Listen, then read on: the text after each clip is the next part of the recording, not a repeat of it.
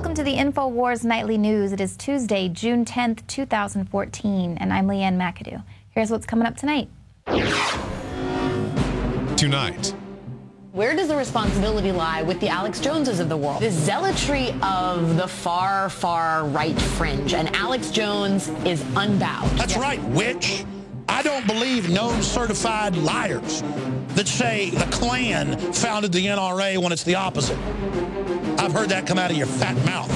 This show is scary because we're a mirror for MSNBC and Media Matters and the White House to look at who you are.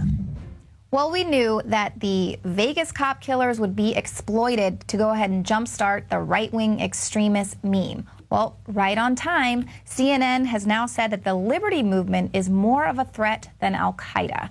Now, this is coming from Peter Bergen. He's CNN's national security analyst. He writes that the attack in Vegas is far from the only incident of violence by the American far right. According to data collected by the New America Foundation, right-wing extremists have killed 37 people in 16 violent incidents in the U.S. since 9/11. Now, that number is more than the 21 people killed by militants motivated by al-Qaeda's ideology in the post-9/11 era. Now, CNN is basically in no uncertain terms insisting that right-wing extremism is a threat more lethal than al-Qaeda. Now, pointing out that the New American Foundation is a think tank that's lorded over by Eric Schmidt of Google. It's funded by George Soros and the State Department. But basically what's actually happening here is a concentrated effort to demonize criminal opponents. Now, we reported, the standoff with Cliven Bundy, that was a small victory. They definitely did not win the war. And of course, the establishment is never going to allow that to go unchallenged because that might prompt more people to feel like they can stand up to the government. And of course, now the establishment is going to have to redouble its efforts to neutralize its political enemies. So that's, of course, what is happening here. They're using this situation with a deranged cop killers to, demonize the entire Patriot movement and Liberty movement. But others are now pointing to the fact that this guy, Jared Miller, was conveniently interviewed by NBC and Al Jazeera while he was at the Bundy Ranch. Now, all of this was prior to this weekend's shooting, of course. And, they're saying that maybe this is proof of some sort of staged event or that he was an agent provocateur. Here's how that interview ran then. I feel sorry for any federal agents that want to come in here and try to push us around or anything like that. I really don't want violence toward them, but if they're going to come bring violence to us, well, if that's the language they want to speak, we'll learn it. Now, I remember seeing that clip when it aired, and I thought, of course, the mainstream media would use that particular part of the interview. It's very menacing, and it fits the agenda that these people out there are dangerous and unhinged. But that's exactly what I thought. This guy does not represent the Bundy supporters. He doesn't represent the whole movement that was there. And he seemed a little unhinged or like an agent provocateur. And indeed, that made me cringe. You didn't hear anyone out there at Bundy Ranch saying those same type of things. And him and his girlfriend were kicked off of Bundy's ranch for having those kind of views. Now, the Daily Mail reports on Miller and his girlfriend's ouster from the ranch, saying they were quoting Ammon Bundy, who said, many of the Bundy supporters asked for Miller and his girlfriend to be ejected for being very radical and that they did not align themselves with the other protests. And Ammon said that not very many people were asked to leave. I think they may have been the only ones. So, of course, that's, agent provocateur type behavior. That's what we hear, that they were very radical, didn't align themselves with the actual protests that were going on. And that's the same sense that I got from the NBC interview. But it's interesting how the Daily Mail calls them out and says that they're white supremacists, which, of course, is not how the left-leaning liberal media here is, only referring to them as these right-wing extremists. It's a different spin. But what we're hearing, the guy clearly was making a lot of Facebook posts, and the girlfriend's family seems to think that she was somehow brainwashed by him, believing these things. And his Facebook posts sort of point to this sort of unhinged rambling. You could tell that he really was wanting to start something. And it's interesting how the Daily Mail calls them white supremacists and not using the right-wing extremist meme that we are having here in the West. But clearly, you know, the guy was unstable. He appears to have brainwashed his wife, and he had some rambling posts on Facebook, and that's exactly what the establishment needed to demonize the Patriot movement. So, you know what? Who knows? Maybe they did have their eye on this guy. I'm sure he was on an FBI watch list for quite some time based on his Facebook posts that he's been making for years. So who knows? I mean, they could have very well used him as an agent provocateur. Maybe that's why they interviewed him on NBC, to sort of have all of this. I mean, he was definitely on their radar. So I'm not saying it was a false flag or staged event or anything, but frankly, if they're going to stage one, why not stage them all? Now, not only does this cop killer and his cop killer girlfriend justify their agenda to grab the guns, but they also justify the recommencement of the Justice Department bringing back their task force on domestic terrorism. Now, this is a task force that'll be focused on anti-government plots and racial violence, which, what are they saying about Jared Miller? That he's anti-government and a white supremacist. So bingo. Now, but it also justifies the need to militarize local police nationwide. Now, an article in the New York Times this week points out that police departments have received tens of thousands of machine guns, nearly 200,000 ammunition magazines, thousands of pieces of camouflage and night vision equipment, hundreds of silencers, armored cars, and aircraft. Well, why? Well, a small-town Indiana sheriff breaks it down and defends this large-scale transference of military equipment, saying the U.S. has become a war zone. Now, this particular county that the sheriff oversees, Pulaski County, is a farming community with just over 13,000 residents. In 2012, the county experienced only 11 incidents of theft, just 17 property crimes, and there was one murder. However, it is unlikely that a mine-resistant vehicle would have prevented it. And of course, it's not clear why they needed $5 million worth of military equipment to police this town of 13,000, that it's apparently a war zone for this sheriff.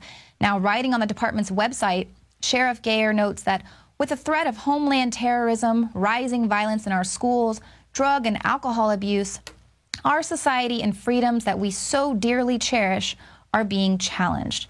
Now, where have we heard that before? Our freedoms that we value and cherish, we hold them so dear, they're being challenged. So let's go ahead and turn the entire country into a militarized full-time prison. But of course, now while they're spending all these resources to police apparent drug abusers and drunk people, the borders themselves are wide open. The floodgates have opened. They're being overrun. Now, we received a letter from a Border Patrol agent who said that due to this flood of children across the borders, agents are too overwhelmed to stop the criminals that are crossing the border. The agent claims that as a Border Patrol agent, I can tell you as an eyewitness that we are currently losing more than we are catching. The ones we are losing are convicted felons, aliens from special interest countries, and other high-risk individuals. Now, furthermore, the agent says that under the direction of Immigration and Customs Enforcement, immigrants are being rounded up and released in largely Hispanic-populated South Texas towns, such as Brownsville and McAllen. And he says because fewer people will notice or care. And he says that this has been going on for months before stories broke out a couple of weeks ago. So, perhaps that's why we're seeing all of this evidence of drug cartels being in Texas, where they had mannequins hanging from billboards as a warning to either accept a bribe from the drug cartels or accept a bullet. So that's, just evidence that this is happening. We are seeing more violence heading to our streets. President Obama has just opened up a third military base to deal with the flood of illegal child immigrants and family units. Senior administration officials who asked not to be identified told reporters that an Army base at Fort Sill, Oklahoma, will initially hold 600 unaccompanied minors and eventually up to 1,200. Now, Reuters previously reported that the administration was seeking about $2 billion for the Department of Health and Human Services to handle this influx. And this is, of course, more than double the $868 million that has been appropriated for this year. So they're wanting more than $1 billion more for fiscal year 2015. Now, 1 week ago, the White House Director of Domestic Policy attributed the rapid run-up in illegal immigration by unaccompanied minors to growing violence in their countries, which is, of course, understandable, and that is why my heart, and I'm sure a lot of your hearts, go out to these children, go out to these families, because they are trying to escape a very corrupt and violent country and, you know, seeking a better, safer life for their families and their children here in America. But what about all of these criminals that are also crossing the border? Or 36,000 of them were released back into the country, by the Department of Justice last year alone. So what about the gang-related violence that is headed to our streets here in America? According to the FBI, there are now approximately 1.4 million gang members living in our cities, and a substantial percentage of them are illegal immigrants. It's also been estimated that illegal immigrants now make up approximately 30% of the total prison population. And according to the Justice Department's National Drug Intelligence Center, Mexican drug cartels were actively operating in just 50 different U.S. cities in 2006, but that number had skyrocketed to nearly 1,300 by 2010. So, of course, that was 4 years ago. I'm sure it's even more now. And, of course, in addition to all this increasing crime here in America, the cost to the taxpayer is going to be incalculable. But what did the White House think was going to happen when they're pushing so hard for amnesty and basically telling everyone, come on in and we'll take care of you? What did they think was going to happen? It's going to create a spike in illegal immigration. And we've been warning about this for years. So now while people are, politically observing, saying, is amnesty going to pass through Congress or not, Obama has already done de facto amnesty. Word has spread throughout, Mexico, Central, South America. That's why the borders are now being overrun. So what does this de facto amnesty look like? Well, we've got sanctuary cities. There is a federal government website that's set up that tells immigrants how to sign up for welfare, and it promises them that their immigration status will not be checked when they want to go get food stamps. But listen to what Central Americans, people who are flooding the borders illegally, listen to what they're saying. Central Americans say that news reports in their countries are encouraging them to make the journey north to the United States. A mother and child told Channel 5 News that the message being disseminated in their country is, go to America with your child. You won't be turned away. Now, this is, of course, in addition to the controversial Deferred Action for Childhood Arrivals program that started in 2012. This allowed many illegal immigrants who came to the U.S. as minors to escape deportation for 2 years. The White House just gave them another 2-year window last week.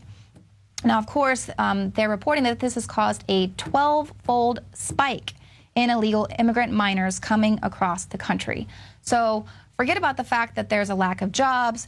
Forget about the fact that there are 57,000 veterans who are waiting for their first visit with a VA hospital. Forget about the fact that Veterans Affairs is in shambles.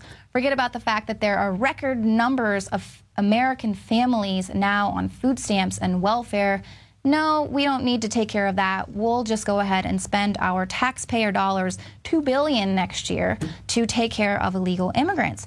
And, we've heard what a bureaucratic nightmare it is for legal immigration. So now they're just creating this back door, telling everyone to just come in illegally. It's a lot easier, and we'll just grant you amnesty. And basically, the question is, what is this for? Is it to turn America into an actual war zone so that we can justify the need for the militarization of the police? Is it to invite people in who will vote to take away the guns and who will vote for bigger government to take care of them?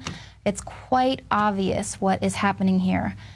Now, stick around, because coming up, we've got a very important interview that will basically break down how to break free of this matrix and wake up. And before that, we've got a special report from Staff Sergeant Joe Biggs tallying up Obama's lies. That's coming up right after this.